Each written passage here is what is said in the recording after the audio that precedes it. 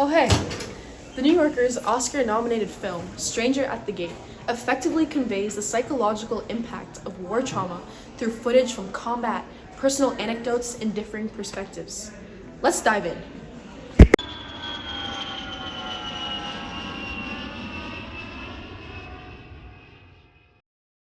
This here represents all of the trauma that Mac acquired during his military service.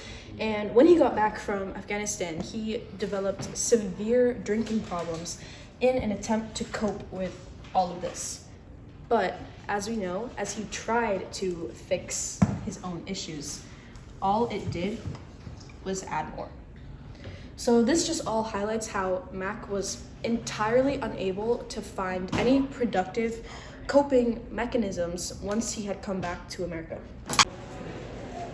So Max's ex-wife describes his personality before the war as funny, kind, open, a charming guy, somebody that she connected with instantly. They fell in love basically at first sight.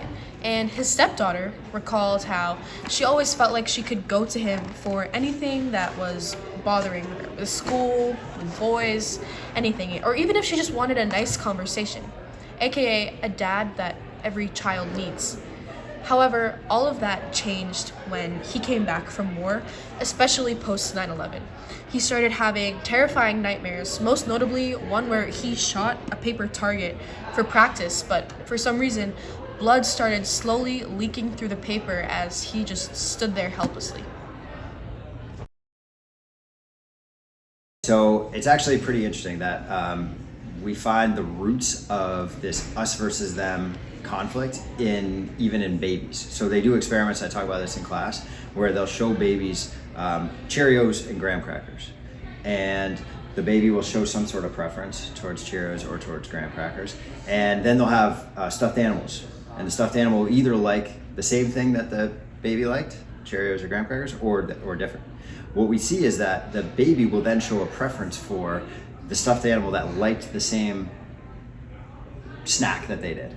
And they will show bias towards the stuffed animal that didn't like their same preference. And they will want to see that stuffed animal who goes against their likes punished.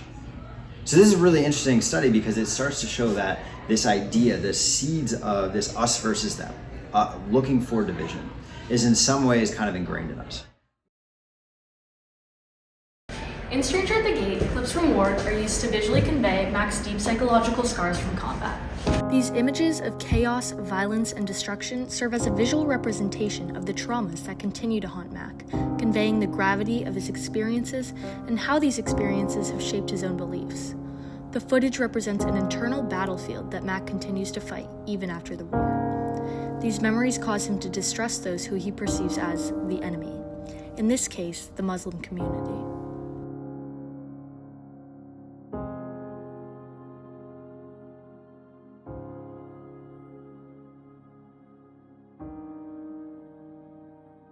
There's a couple of statistics that Gabby would like to read out to you, and we were just wondering how your perspective on the whole situation in general and the documentary changes based off these statistics. So we have that 22 veterans on average commit suicide every day, and that veterans are at a 72% higher risk of suicide than those who haven't served.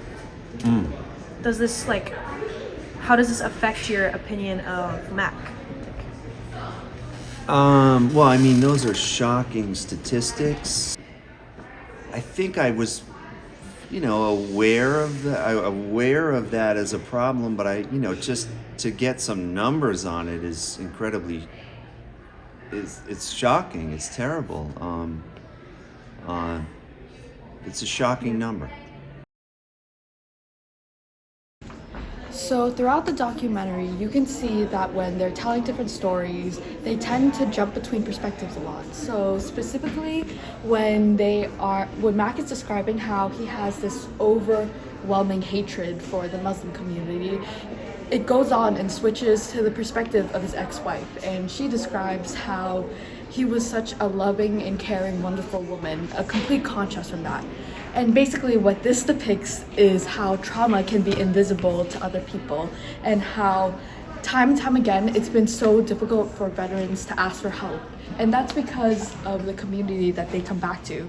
Because in America, they are not given any sort of outlet to connect with other people, and they have no access to things such as therapy. And in general, this lack of support is what caused his hatred. We will find, we're sort of like pre-programmed to look for similarities and to form groups around different things. Now, historically, we've seen this around, obviously, race, religion, our class. Those are kind of big areas.